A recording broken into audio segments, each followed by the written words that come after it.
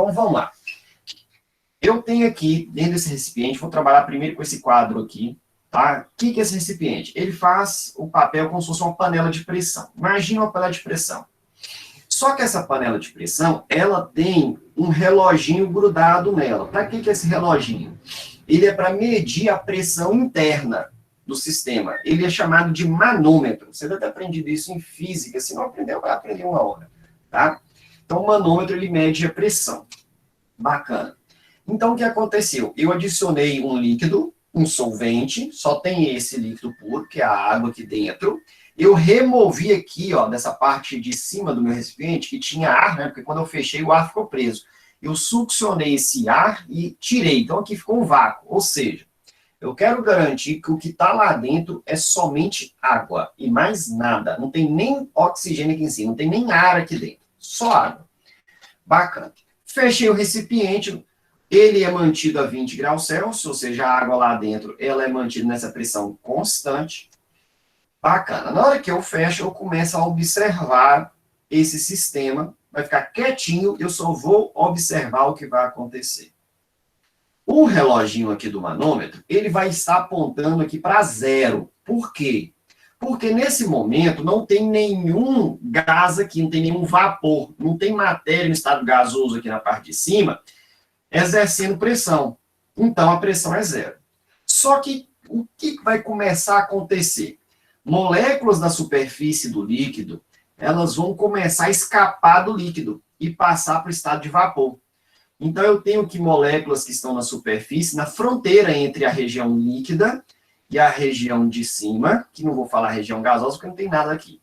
Mas ela está nessa fronteira, no limite do líquido, elas vão ter energia suficiente para começar a sair do líquido, desgrudar das demais, e passar aqui para o estado gasoso, ou estado de vapor. Vai começar, então, aquilo que a gente chama, né, vou botar aqui uma seta para cima, que a gente chama de vaporização. Vaporização é a passagem do estado líquido para o estado de vapor, mas aqui é uma vaporização lenta, que recebe o nome específico de evaporação. Então, vaporização é o nome genérico.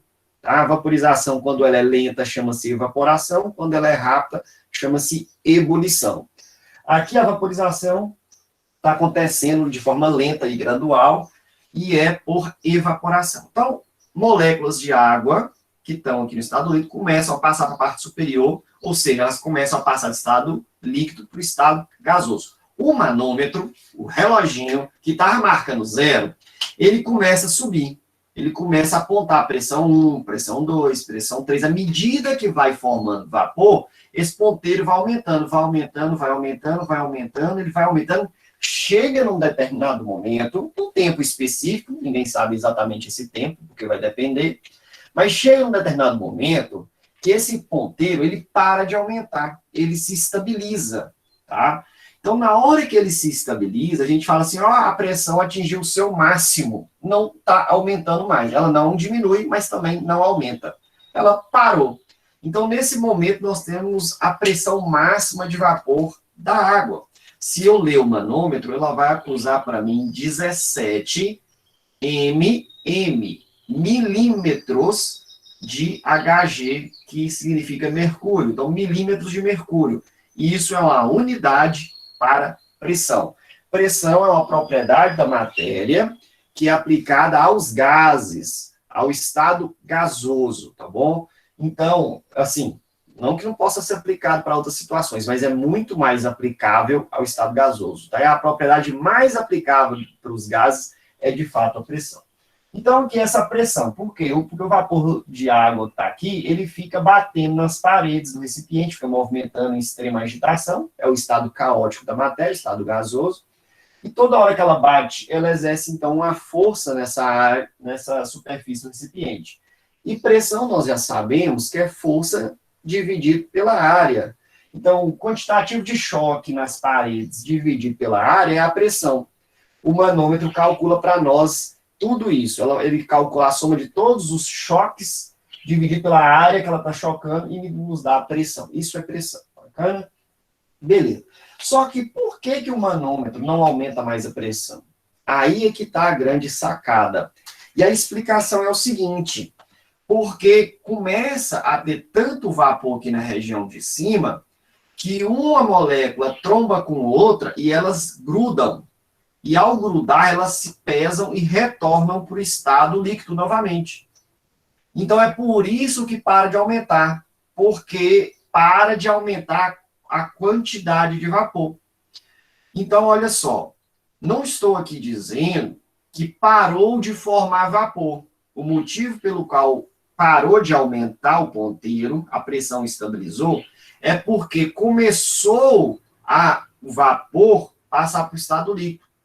O vapor continua formando normal, mas o problema é que começou a vapor deixar o estado gasoso e ir para o estado líquido. Então é mais ou menos o seguinte para você entender. Isso aqui a gente chama de equilíbrio dinâmico, tá? Imagina para você entender uma sala de aula tem 35 alunos, porém eu tenho 30 dentro de sala, 5 estão lá de fora. E aí eu faço o seguinte, eu chamo 5 alunos que estão de fora para entrar e ao mesmo tempo eu peço que 5 alunos da sala deixem essa sala. Então na hora que os 5 entram, os 5 saem. Aí eu falo de novo para os que estão lá fora, retorne, os que entrou, saiam. E fica 5 entrando, 5 saindo, 5 entrando, 5 saindo. No quantitativo dentro de sala de aula, só fica 30 no máximo, não altera. No entanto, continua entrando aluno, mas também continua saindo. Então é isso que está acontecendo, é como se não tivesse nenhum vapor que começou a formar. Vamos supor que começou a formar 10, 20, 30 vapor, 40, chegou ali 100 vapor, tá passando de 10 em 10, né? 10, 20, 30, chegou no 100. Quando chega no 100, começa a vapor passar para o estado líquido. Aí 10 moléculas no estado de vapor passa para cá. Só que continua 10 subindo, só que agora está em 10 descendo. De modo que quando chega no 100, no quantitativo, para de aumentar, porque na hora que vai aumentar para 110, 10 vai lá para baixo. Então aumenta 10, vai diminuir 10, aumenta 10, vai diminuir 10, no final não aumenta a quantidade de vapor, tá bom? Por isso que essa pressão para de aumentar. E isso é o conceito de pressão máxima de vapor, é a pressão máxima do vapor da água a 20 graus Celsius. Ela não tem uma pressão maior que essa é a máxima, atingiu. Ou seja, aí vem para a pergunta de vestibular. Eles podem perguntar isso? Pode, tá? Isso também depende da área? Não, não vai depender. Por quê? Porque se você tiver, por exemplo, uma área maior para poder formar vapor, você vai ter mais vapor. Então, você vai ter mais área, mas você vai ter mais vapor, mais choque, mais força. Então, se aumenta a força, aumenta a área proporcionalmente, logo a pressão não vai se alterar. E aí, você já me fez uma pergunta que é uma pergunta de vestibular, tá? A pressão de vapor, eu não vou ficar falando pressão máxima mais não, porque senão fica grande. Pressão de vapor, né? Nós já vamos ficar íntimo desse negócio. Ou simplesmente PV, né? A gente chama assim, ó, P e um V pequenininho, pressão de vapor. Ela só depende, a pressão de vapor só depende do tipo de líquido, tá? E da temperatura. Então, simples é o seguinte, se eu tenho a quantidade de água, eu quero tirar a água e colocar álcool no lugar, na mesma quantidade. Se altera o líquido, então a pressão de vapor vai mexer. Líquidos diferentes, pressões de vapores diferentes. E outra coisa que altera a temperatura. É em que temperatura? 20, então vai dar uma pressão. Não, eu quero em 40, então aí é outra pressão. Mexeu na temperatura, mexe na pressão de vapor. Nós vamos entender como que o líquido mexe na pressão de vapor, para a gente ter uma noção, para prever. Tá? Então, a gente tenta entender a ciência, pessoal, você tem que entender isso, porque a gente compreende o comportamento para tentar prever para outras situações. Tá? É por isso que eu falo para vocês que exatas é muito mais fácil. Por quê? Porque a exata tem muito disso. Você aprende como é que um negócio funciona e isso se aplica para o resto, para a galera, entende? Por isso que era fácil. Quando eu era aluno da idade de vocês, eu gostava de exatas por causa disso. O professor começava a explicar. Então, nos primeiros exemplos, eu falei assim, compreendi. Aí, na hora que ele ia explicar o segundo, eu já conseguia deduzir a resposta. Aí eu falei, vou dormir, já aprendi. E eu gostava muito de exato por isso, na idade de vocês. Eu acabava dormindo muito nas aulas, por quê? Porque eu pegava e falava assim, não preciso ficar aqui até o final. Por quê? É o mesmo raciocínio. Ele vai ficar repetindo aqui outros casos, eu já entendi como é, então não preciso mais. Agora, outras áreas já não é a mesma história. Né? Se você dormir um pedaço, você já não sabe o que aconteceu no meio do troço. A história que está sendo contada fica sem pé, sem cabeça, se você perder um pedaço dela. Tá? Então, a exata é porque ela é fácil, tá? Se ela fosse difícil, eu ia para outra área, tá? Mas é porque, para mim, ela sempre foi mais fácil. tá? Por causa disso, ela dá menos trabalho. Mas isso aí é a minha visão. Mas, enfim, tá? Nós vamos entender aqui como é que comporta com os líquidos para a gente poder prever qualquer líquido que venha nos colocar na nossa frente. A mesma coisa com a temperatura. Se esse cara quiser colocar qualquer temperatura na minha frente, eu consigo dizer o que vai acontecer. É isso, para isso que nós estamos entendendo aqui, tá? Então, olha só. A água, então, tem a pressão máxima de vapor a 20 graus Celsius em 17 milímetros de mercúrio. Eles vão te perguntar qual que é o conceito da pressão máxima de vapor de alguma forma nos enunciados. Por exemplo, o Paz. O Paz gosta muito de certo ou errado, então ele vai afirmar algumas coisas, tá? Então, a pressão máxima de vapor é a pressão que o vapor exerce quando este vapor está em equilíbrio dinâmico com o seu próprio líquido, tá? Ou seja, a pressão máxima de vapor é aquela que é medida quando esse troço está em equilíbrio. Tem que ter a palavra equilíbrio. Diz até a palavra equilíbrio dinâmico, mas tem que ter equilíbrio no negócio. Ou seja, a pressão máxima de vapor não é quando começa o processo de evaporação, não, não. Eu tenho que esperar evaporar, começar o processo de evaporação, e eu tenho que esperar a condensação começar a acontecer e esse negócio entrar em equilíbrio. Ah, mas qual é a hora que entra em equilíbrio? Porque eu não consigo enxergar molécula desprendendo do líquido, nem moléculas indo para o líquido. Eu não vejo isso, isso é invisível. Você vai ver isso de forma indireta. Você vai olhar para o manômetro. É a hora que o manômetro para de variar, tá? É quando ela entra em equilíbrio. Igual quando você vai medir sua temperatura. Você bota o termômetro debaixo do braço e ele vai aumentando a temperatura, ele vai aumentando, e vai aumentando. Chega um momento que ele para de aumentar, porque ele entrou em equilíbrio térmico, tá? Como assim equilíbrio térmico? Só para você entender o que é. Porque é o seguinte, quando você botou o termômetro debaixo do braço, calor do seu corpo estava passando para o termômetro.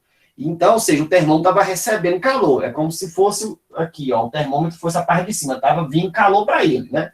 Calor estava entrando no termômetro. Só que chegou num determinado momento que eles tiveram a mesma temperatura, o termômetro do seu corpo, ele entrou em equilíbrio. Então, aí o calor continua do seu corpo passando para o termômetro, mas como o termômetro já está na mesma temperatura, o calor do termômetro também passa para o seu corpo, eles entram em equilíbrio. E nesse equilíbrio, como o termômetro não está recebendo mais calor do que está passando no seu corpo, ele para de aumentar. Na hora que ele para de aumentar, ele você lê, tá? É porque ele entrou em equilíbrio térmico com o seu corpo, tá certo? Aqui é a mesma coisa, tá? Então, à medida que tem um equilíbrio. Isso já caiu no vestibular, pode ser que caia, tá? Bacana, mas aí nós vamos ficar nessa mediocridade, não. Nós vamos botar outras situações. Agora, vamos para o álcool, só para a gente ver como que vai ser com outra substância. Eu fiz questão de colocar 3 substâncias que vocês conhecem. Água você bebe todo dia, álcool todo dia praticamente você passa isso na mão, você sabe o que é muito bem isso, e acetona é aquilo que vocês utilizam para remoção de esmalte na unha. Então você pensa essas 3, elas são populares, tá? Bacana. E o que acontece com o álcool? Se eu fizer o mesmo experimento, de novo, o álcool vai começar a evaporar. Moléculas que estão aqui no líquido vão passar para a parte superior aqui do recipiente, vão povoar isso aqui. E à medida que isso aqui vai ficando concentrado, o vapor começa a aglutinar e retorna. Tá? O ponteiro vai aumentando, vai aumentando, vai aumentando, vai aumentando, vai aumentando. Tem um momento que ele não aumenta mais. Quando eu olho para o ponteiro, eu leio que a sua pressão de vapor é 44 milímetros de mercúrio, tá? Então, estabeleceu-se o equilíbrio entre a evaporação e a condensação, na mesma velocidade que evapora, condensa, tá? Nós já discutimos isso, equilíbrio, e o valor é 44. Então, eu estou fazendo questão de manter 2 líquidos diferentes na mesma temperatura. Por quê? Porque o resultado da pressão diferente não é culpa da temperatura, porque a temperatura é igual. Então, é culpa de quem? Do tipo de líquido, da natureza do líquido. Mexeu no líquido, mexe na pressão.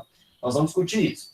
E depois com a acetona, mesma coisa. Eu boto a acetona aí, ponteiro no zero, começa a formar vapor, o ponteiro começa a aumentar, vai formando vapor, esse ponteiro vai aumentando, ele vai aumentando, e está formando vapor, porque está evaporando, só que vai formando tanto vapor, mas tanto vapor, que esse vapor começa a trombar um com o outro, eles colidem, aglutinam e retornam para o estado líquido. E aí eu tenho gente subindo e gente descendo, gente evaporando, gente condensando na mesma velocidade, então o quantitativo de vapor para de aumentar, o ponteiro estabiliza. Quando eu leio o ponteiro, esse ponteiro vai estar apontando para mim 200 milímetros de mercúrio. É a pressão de vapor da acetona, também na mesma temperatura. Bacana. Aí, o vestibular vai querer saber o quê? Ele vai querer confrontar diferentes líquidos, tá? A gente não entrou ainda nos efeitos coligativos. Eu não coloquei soluto em nenhum deles aqui para ver o que acontece, não. É líquido puro, líquido puro, líquido puro. Lembre-se, a parte 1 eu vou trabalhar somente com os líquidos puros, tá? Só na parte 2 que a gente vai começar a jogar soluto aí dentro para ver o que acontece, tá? Por enquanto a gente não vai jogar soluto. Mas aqui já tem pano para manga para surgir questão de vestibular. E aí você tem que ficar cabreiro, de olho. Por que que a água tem uma pressão de vapor menor do que o álcool? Por que que o álcool tem uma pressão de vapor maior que a da água e menor que a da acetona? E por que a acetona tem a pressão de vapor maior que todas elas? Bom, se ela tem maior pressão de vapor, eu vou concluir porque ela formou mais vapor. E tá certo. Então a acetona formou mais vapor do que o álcool. Exato. E o álcool formou mais vapor do que a água. Exato. Então, na hora que atinge equilíbrio entre o vapor e o líquido, a água tem uma quantidade de vapor. O álcool, na hora que atinge esse equilíbrio, tem mais vapor ainda. E a acetona tem mais ainda. Por isso tem mais pressão aqui. Não tem outra conclusão. Não é mágica. Tá? A ciência tem que ser explicada. Não é um mistério. Ótimo. Mas a pergunta é a seguinte. Tudo bem, forma mais vapor aqui e forma menos lá.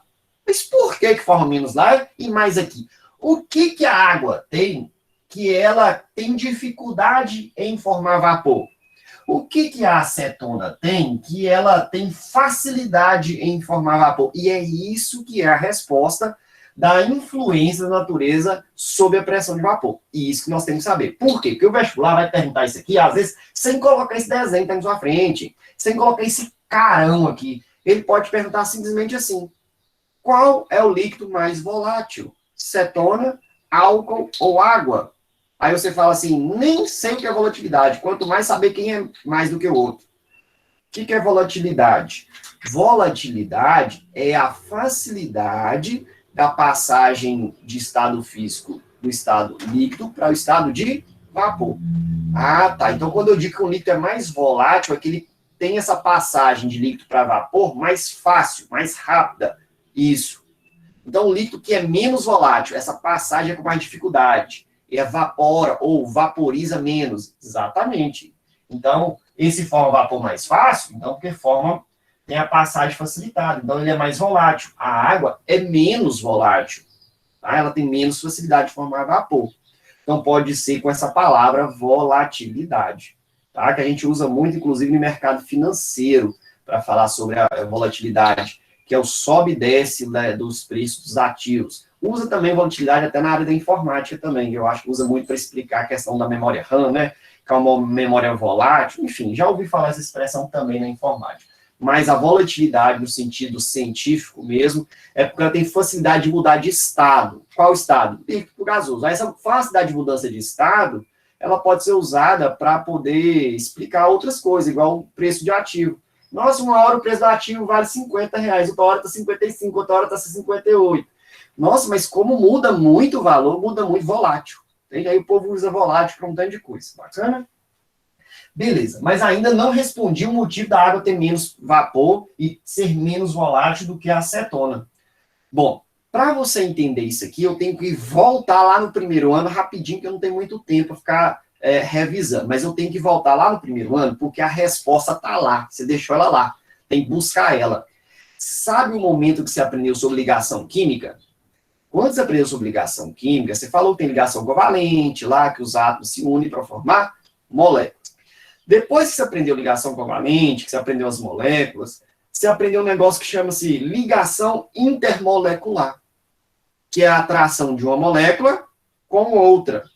Tá? Então, por exemplo, dentro de um copo de água, tem bilhões e bilhões e bilhões de moléculas de água lá dentro.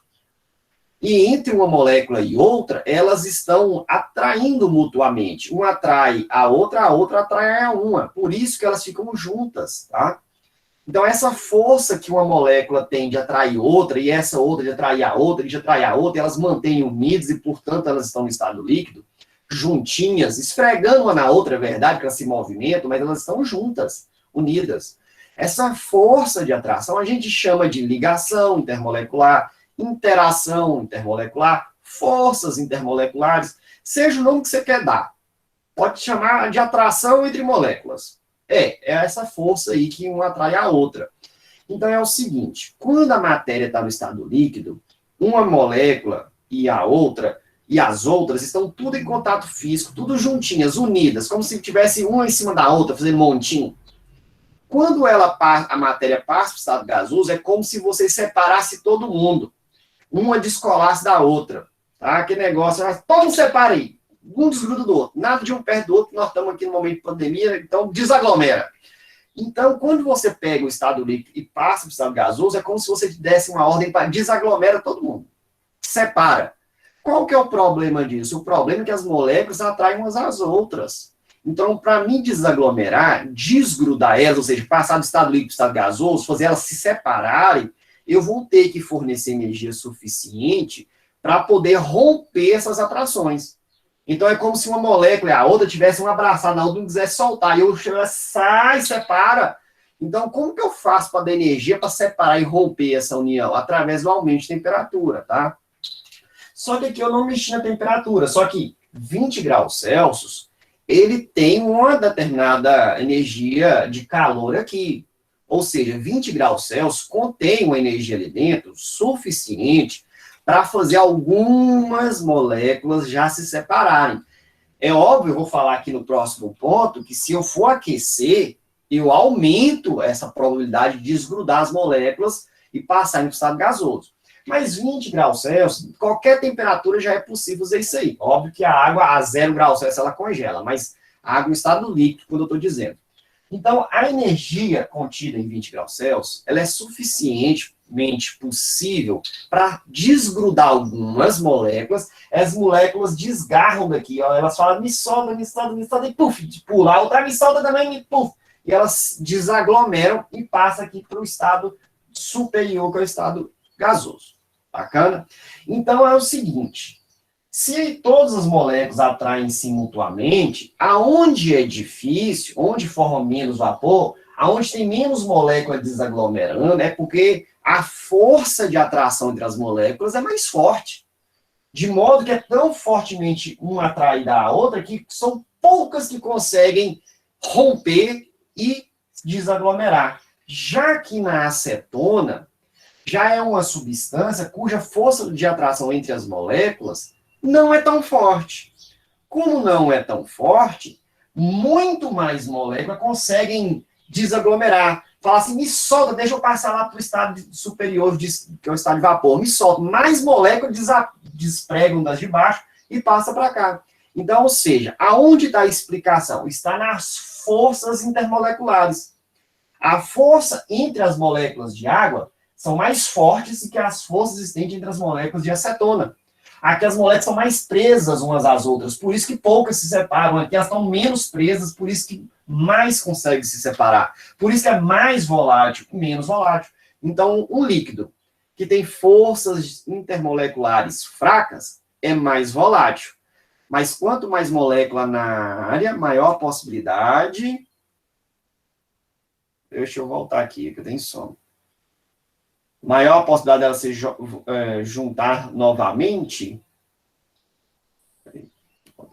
Sim, vamos lá, você não precisa, assim, chegar a meditar e refletir profundamente, não precisa, mas já que você está pensando, né, o que está acontecendo ali, é como se fosse o seguinte, imagina na água, eu tenho 100 moléculas de vapor lá estabilizadas, mas continua moléculas passando para o estado de vapor e continua moléculas passando para o estado líquido. Quantas que estão passando? Olha, eu estou usando valores arbitrários aqui só para você entender. 10 moléculas de água estão passando para o estado de vapor e, ao mesmo tempo, 10 moléculas de vapor indo para o estado líquido. Ou seja, sobe 10, desce 10. Agora, aqui no álcool, por ser mais volátil, formou mais vapor. É como se tivesse 200 moléculas no estado de vapor. Aqui estabilizou com 100. Vamos até colocar esse número, ó. Vamos botar números que fica fácil da gente refletir. 100. Está, ó, subindo 10, aumentando 10, só que está descendo 10. Opa, Ismael. Menos 10, né? Vou botar aqui, ó. Deixa eu escrever aqui bonitinho, para você enxergar melhor daí. Então, assim, ó, menos 10, e aqui vamos botar mais 10. Então, sobe 10, desce 10, continua com essa quantitativa. Olha o álcool. O álcool, por ser mais volátil, ele acabou formando mais moléculas lá em cima, tá? E estabilizou com 200 moléculas. Só que estava subindo aqui, vamos colocar aqui, 20 moléculas de uma vez. Evapora mais fácil. Só que como tem realmente muito vapor, desce 20.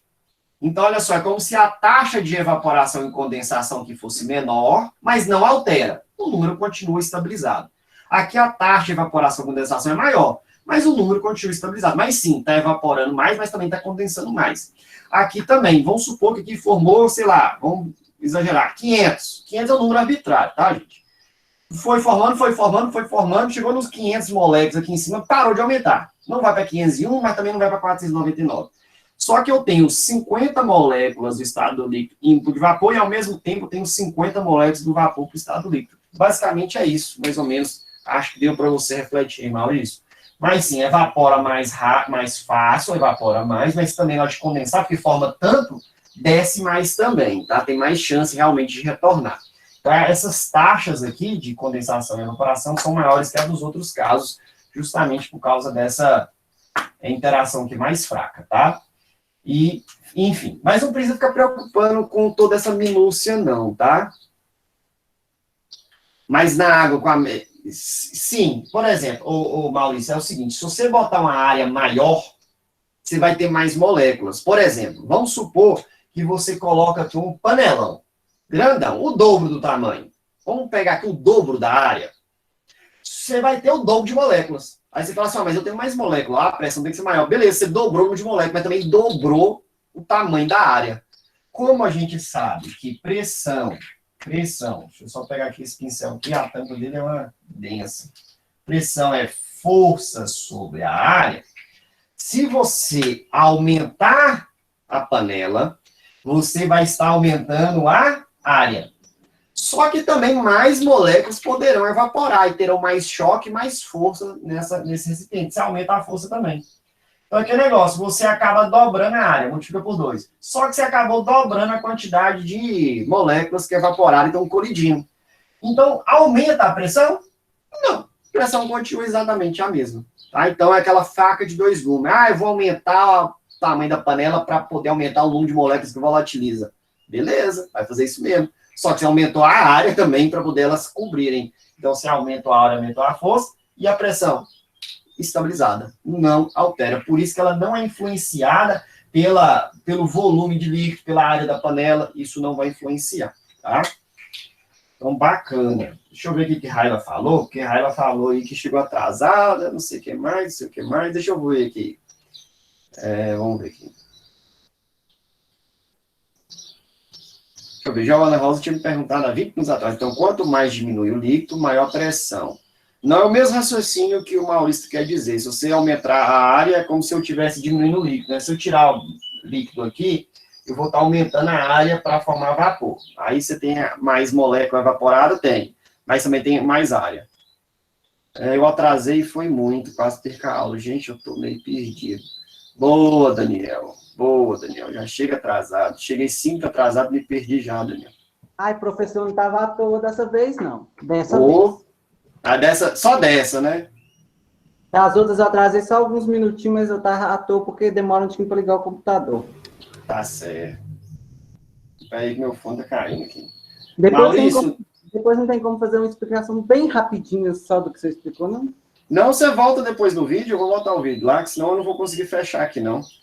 Tá, então. Aí qualquer coisa eu mando o zap. Não é má vontade, não. Senão eu não vou fechar mesmo, porque na verdade eu já dei aula para as outras turmas e todas elas eu fechei com 1 minuto para bater o sinal. Como a gente vai saber exatamente, nós vamos terminar de discutir isso aí, só tentar atender aqui a pergunta que o Maurício falou.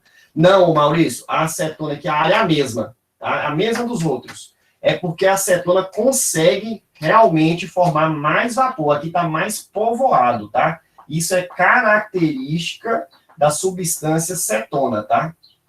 Ele consegue deixar aqui tem mais concentração de vapor, aqui tem menos concentração de vapor, e aqui tem menos ainda, tá? Isso é característica dos líquidos, tá? O líquido da acetona, ela tem essa maior facilidade mesmo de formar vapor. Agora, vamos lá. Como é que eu vou saber? Giovana me perguntou. Tudo bem, Giovana? Geralmente, você não vai ser muito solicitada a fazer análise minuciosa das moléculas. Quando for o caso, serão casos mais simples que são mais óbvios. Mas vamos lá, eu vou explicar isso. A água, ela é uma molécula que interage com outra molécula de água através de ligação de hidrogênio, tá bom? Por ligação de hidrogênio. Quais são os tipos de ligação intermolecular que nós temos? Temos 3. Nós temos a dipolo induzido, que é a fraquinha, a dipolo permanente, que é intermediária, e temos a ligação de hidrogênio, tá? Que é a mais forte das 3, tá? Então, a água aqui, ela tem ligação de hidrogênio. Problema aqui, que eu pus 2 substâncias que tem o mesmo tipo, mas não interessa, vai dar para a gente explicar. Tanto a água quanto o álcool têm o mesmo tipo de ligação intermolecular, que é a ligação de hidrogênio. Qual é a diferença, então, entre as duas, que faz com que as moléculas de água estejam mais presas umas às outras, mais atraídas mutuamente? É porque aqui a água ela faz maior número de ligação intermolecular de hidrogênio. Como se uma molécula de água ela se rodeia por 6 outras moléculas de água, fazendo 6 ligações de hidrogênio. Tem gente que chama isso de pontes de hidrogênio também, tá? Só para você ter noção onde está essa ligação de hidrogênio, por exemplo, nossa, o pincel cuspiu o tinto, olha só. Lá na biologia, você vai estudar sobre DNA, que é uma fita dupla, não é isso? Então, você vai ver que uma fita está ligada com outra através de pontes de hidrogênio, ou ligação de hidrogênio, tá? Essa ligação de hidrogênio, quem estuda em detalhes, é a química, mas a ciência não tem fronteira. A gente que cria essas fronteiras para poder facilitar, né, o entendimento. Ou, pelo menos, para dividir tarefas, tá? Mas, enfim, aqui faz mais ligação de hidrogênio. O álcool já ele consegue rodear somente por 4. Então, por ele fazer um pouco menos de ligação de hidrogênio, suas moléculas não estão tão presas quanto lá, tá? Mas fique tranquilo, porque entre água e álcool, você já sabe por experiência, eu acho muito difícil alguém não só saber isso aí, qual é o mais volátil, tá?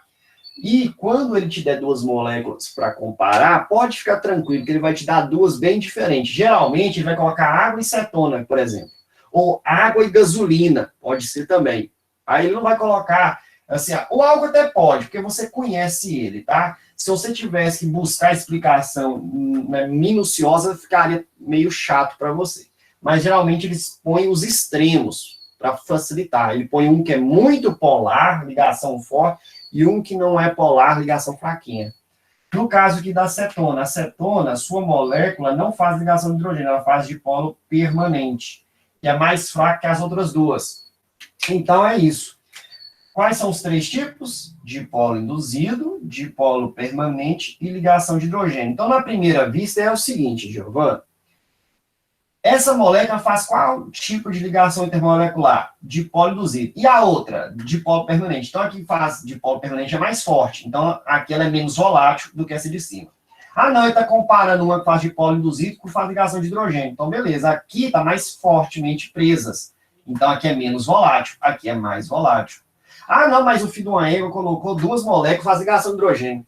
Então, eu tenho que analisar quem faz mais. Ele deve colocar uma ilustração. Se ele trabalhar uma questão dessa com vocês, você pode ter certeza que ele vai te dar pistas. Porque você não tem que ir para a prova sabendo que essa faz 6, essa faz 4. Ele vai ter que te dar um desenho através da ilustração. Geralmente, o vestibular gosta disso. Baseado na ilustração, quem é mais volátil do que quem? Aí, a ilustração vai mostrar uma molécula de água interagindo com 6 e a outra interagindo com 4. Aí você fala, nossa, as duas têm a mesma força de interação, mas uma faz mais do que a outra. Então, a que faz mais está mais presa. Você consegue, por raciocínio lógico, encontrar a resposta, pode ficar tranquilo, tá? Aí você me pergunta, professor, como é que eu faço para saber qual é o dipolo induzido, qual é o dipolo permanente, qual é a ligação do hidrogênio? Aí é lá no primeiro ano. Não dá para fazer uma revisão completa, mas é assim, ó, rapidinho. Quando a molécula for apolar, é dipolo induzido. Quando ela for polar, essa molécula, ela vai ser dipolo permanente ou ligação de hidrogênio. Então, como que ela vai ter ligação de hidrogênio? Quando ela tiver hidrogênio ligado aos 3 átomos mais eletronegativos da tabela periódica, que é o flúor, o oxigênio e nitrogênio. Existe uma fila de eletronegatividade, né? Faça o nosso cloro brilhar intensamente, sem causar sérios atritos para o homem. Então, essa aqui é uma fila de eletronegatividade, aonde esse é o mais eletronegativo e o hidrogênio é o menos. Quando o hidrogênio, que é o último da fila, ligar direto aos 3 primeirão, que é os fodões, o polo criado é muito forte, e a gente dá o nome, então, a moléculas que cumprem esse requisito, ou essa condição, de ligação de hidrogênio, que é a mais forte. Tá? Então, se o hidrogênio estiver ligado ao cloro, isso é uma molécula que é polar, mas não é de polo, não é ligação de hidrogênio, é de polo permanente. Tá? Mas isso é lá no primeiro ano, não dá para revisar, porque gasta-se um tempinho para a gente detalhar passo a passo sobre o mundo intermolecular. Tá? Então, aqui, o ideal é você já saber e a gente aplicar. Bom? Bacana. Então, aqui nós vamos concluir o seguinte. Vou apagar aqui essa bagunceira. Nós vamos concluir no raciocínio óbvio, que nós acabamos de discutir. Ó. À medida que aumenta, vou colocar aqui, ó, F e aumenta a força intermolecular, o que vai acontecer? Vai formar menos vapor, e, portanto, vai ter menos pressão de vapor. Então, você diminui a pressão de vapor do líquido, tá? Então, é isso. Mexeu no líquido por um que tem mais força intermolecular, a pressão de vapor diminui. Então, entre cetona e água, quem tem maior força intermolecular? Água. A força intermolecular da água é maior, é forte. E a da cetona? Força intermolecular aqui é fraca, para baixo. Logo, se a força intermolecular aqui é mais intensa, o que acontece com a pressão de vapor aqui? É mais baixa.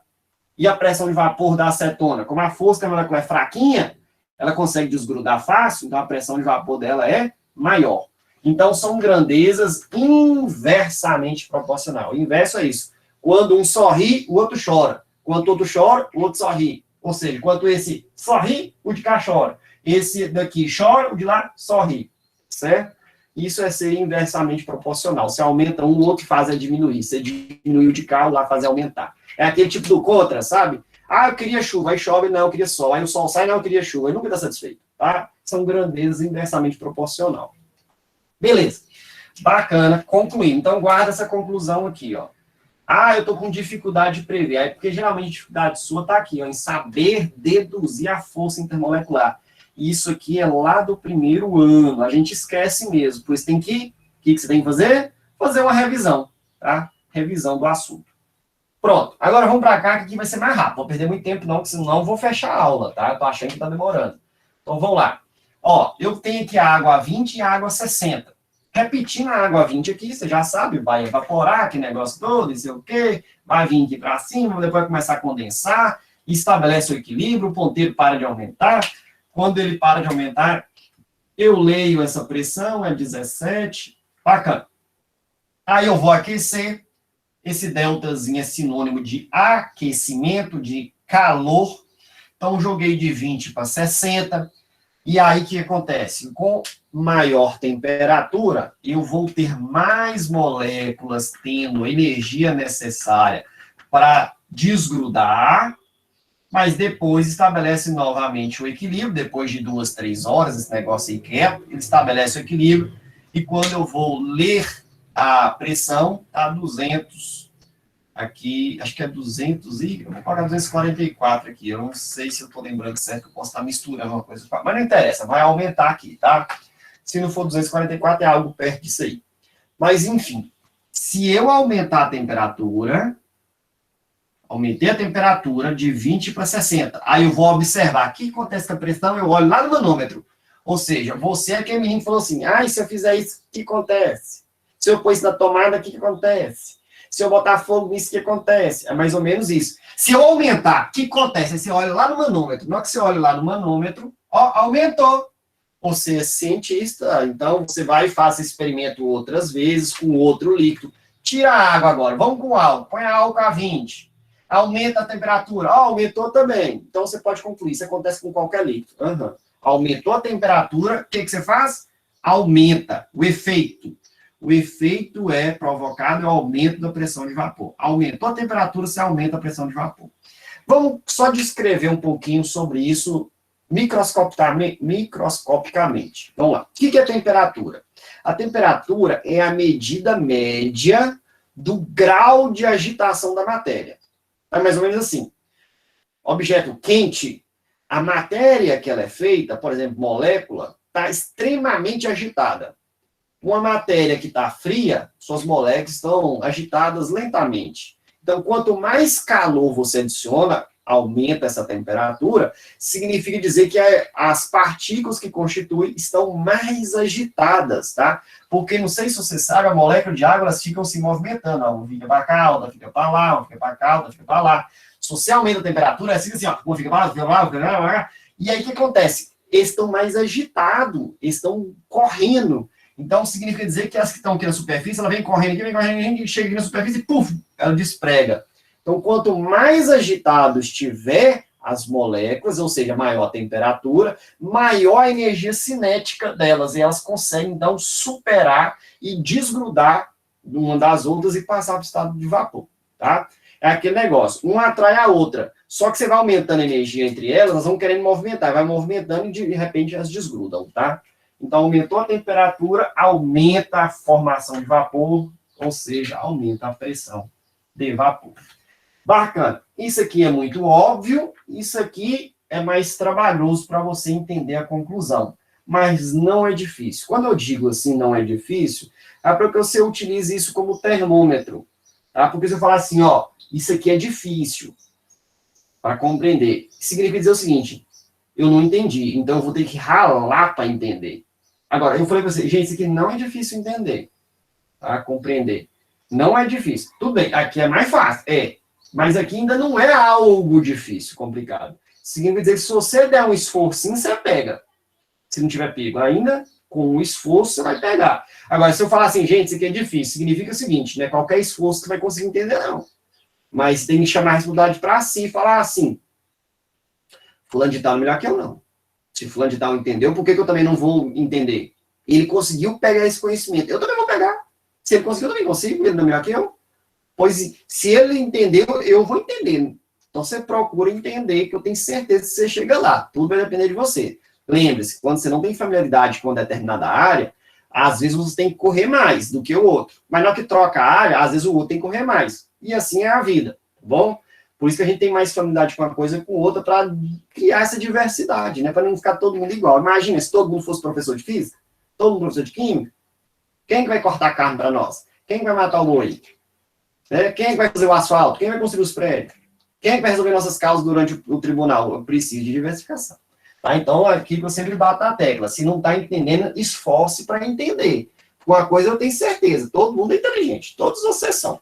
Tá? Agora, uma coisa que eu não posso afirmar, e isso eu posso afirmar claramente, todos têm a mesma inteligência, a mesma. O que vai diferenciar é outra coisa. Chama-se preguiça, disposição, curiosidade. Esses fatores variam. Às vezes a pessoa é menos curiosa que a outra. Às vezes uma é mais disposta que a outra. Às vezes uma tem mais preguiça que a outra. Uma dá prioridade para outras coisas. E isso aí torna tudo diferente lá na frente, tá? Por isso que uns acabam tendo empregos melhores e outros piores.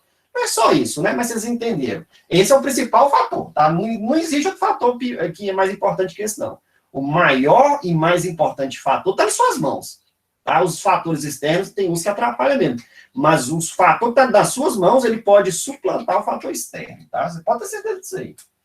Mas, enfim, ó, quando a luta é maior, a vitória é maior também. Tá? Então, para quem tem mais dificuldade, depende da situação que vive, familiar, sabe uma coisa. Talvez você tenha que lutar um pouco mais do que o outro. Mas a sua vitória vai ser maior que a do outro. Inclusive, a sua vitória pode virar página de um livro. A da outra não vai, porque a sociedade vê assim, é quase que obrigação. Então, assim, pense nesse lado. Seja otimista para a vida, tá? E não pessimista, porque pessimista não vai te ajudar em nada. Mas vamos aqui. Gráfico. O vestibular ama. Então, você tem que vacinar. Então, vamos vacinar com relação a isso aqui. Eu vou colocar aqui nesse gráfico, a pressão versus temperatura. Vou colocar o desempenho da acetona, o desempenho do álcool e o desempenho da água. Você vai ter que localizar cada curva e falar por que essa é dessa. Vamos lá. Ó, pressão versus temperatura. Acabei de descobrir com vocês que se eu aumentar a temperatura, a pressão aumenta também. Como que eu aumento a temperatura? Vindo para a direita. Quanto mais para cá eu vou, mais eu aumento a temperatura. E quando eu vier para a direita, aumentando a temperatura, qual que é o efeito provocado no eixo X? É aumentar também, então ele vai ter que ir para cima. Só que o que vai acontecer não é isso, assim, ó, eu aumento, sobe. Vai ser uma resposta meio que instantânea. Na hora que você aumentar a temperatura, a pressão aumenta. Então, ela vai ser uma curva ascendente. para todos os líquidos, tá? Só que a localização da curva vai diferenciar. Vamos ver se você consegue compreender. Vou fazer 3 curvas com cores diferentes, ó. Cor azul, cor vermelha. Vamos pegar aqui uma outra cor preta. Ó. Pronto. Tenho 3 curvas. Todas elas estão que aumenta a temperatura, aumenta a pressão, que está de acordo, né, tanto com a experiência quanto a explicação que a ciência dá. Ótimo. Agora eu te pergunto, qual curva é de qual líquido? A curva preta é da acetona, do álcool ou da água? A curva vermelha é da acetona, do álcool ou da água? A curva azul é da acetona, do álcool ou da água? Vamos lá. O que vocês acham que é de quem é de quem? Fala um aí. A curva... Vamos colocar a curva preta. Ela é de qual das 3 substâncias que está aqui no quadro? Ela exemplifica o comportamento da acetona, álcool da água. Preto, acetona. Isso aí, perfeito. Tá vendo que você entendeu? Se você entender isso aqui, pessoal, é a parte mais importante. Por quê? Porque isso aqui tem mais chance de ser cobrado no vestibular do que perguntas técnicas aqui dentro. Não estou querendo dizer com isso que não possa cair perguntas técnicas aqui dentro. Pode, mas aqui tem mais chance. Ah, mas se você for azarado, você vira para o azar e fala assim, não dependo de sorte e nem de azar. Pode vir o que vier, eu estou assinado. Por isso que é bom você estudar. Porque às vezes tem gente que chega assim, ai, tomara que não caia sobre aquilo lá. Você está contando com a sorte. E se cair? Se cair, eu estou ferrado. E se não cair? Se não cair, aí eu tenho chance. Essa é uma pessoa que gosta de brincar com o jogo de azar. Eu aprendi que eu detesto o jogo de azar. Sabe por quê? Porque se eu depender da sorte, ela nunca aparece para mim. Então, o que eu faço? Eu corro atrás do prejuízo, para quando chegar lá na hora e a sorte fala assim, ah, vou te ferrar, eu vi e falo assim, preciso de você. É assim que você tem que pensar. Bacana? Então, sim, isso daqui tem mais chance de cair, e sim, vocês entenderam a parte mais importante. Vamos tentar explicar para quem não entendeu? Vou pegar aqui o meu pincel preto e eu vou escolher qualquer valor aqui. Vou pegar um arbitrário aqui. Nossa, mas esse fone meu tá aqui, tá caindo. Aqui, por exemplo, vamos pegar aqui só para mostrar esse ponto aqui, ó. Nesse ponto, eu vou pegar uma temperatura só para as 3 curvas. Então, o que eu vou fazer? Vou subir aqui, ó, andar em cima de um valor. Por exemplo, qualquer valor aqui, vou botar 60. Estou subindo aqui, ó, cortei a curva azul. Na hora que eu encosto aqui na curva azul, eu quero saber qual é o valor da pressão de vapor nesse ponto. Eu venho aqui para a esquerda, eu venho para cá. Aqui, ó. Esse aqui é a pressão de vapor da curva azul. Tá? Aí eu continuo subindo. Toquei na curva vermelha. Então eu vou ler qual é a sua pressão de vapor correspondente. Tem uma temperatura e tem uma pressão de vapor correspondente. Eu continuo subindo na mesma temperatura, toquei na curva preta, e aí eu vou olhar a pressão de vapor. Pronto. Na mesma temperatura, a curva azul é a que tem a menor pressão de vapor. Da mesma temperatura, a curva preta é que tem a maior pressão de vapor. Bom, se ela tem a maior pressão de vapor do que as outras 3, significa dizer que é a acetona, é o líquido mais volátil. Então, aqui é a AC de acetona. Nós temos aqui de azul a AG de água, tá? E o vermelhinho é o álcool, o AL, tá? Então, descobrir qual é a curva. Em qualquer valor de temperatura, a água sempre vai ter a menor pressão de vapor. A água é o líquido que a gente vai chamar aqui de menos volátil, tá? Pela curva, você pode ser solicitado a dizer quem é o mais ou menos volátil. E a acetona é o líquido mais volátil. Tá? É a acetona, porque em qualquer temperatura que você quiser pegar aqui, a curva preta sempre vai ter pressão de vapor maior que as outras. Por isso que ela está por cima. Então, sim, uma curva por cima significa ser mais volátil, uma curva por baixo significa ser menos volátil. E aí a gente prova graficamente para quem estiver nos questionando. É só pegar uma única temperatura para as 3 e verificar a pressão de vapor dela. Você vai ver que a pressão de vapor do pretinho, vou ter que colocar aqui. Não encheu o quadro. Só coloca aqui, ó, de vermelhinho é a do meio, pressão de vapor do álcool. Essa daqui é a pressão de vapor da água, PV, né? e nós temos aqui a pressão de vapor da cetona, que é a maior das três. Tá? Pronto, você entendeu o de mais importante tem. Fechou? Tranquilo?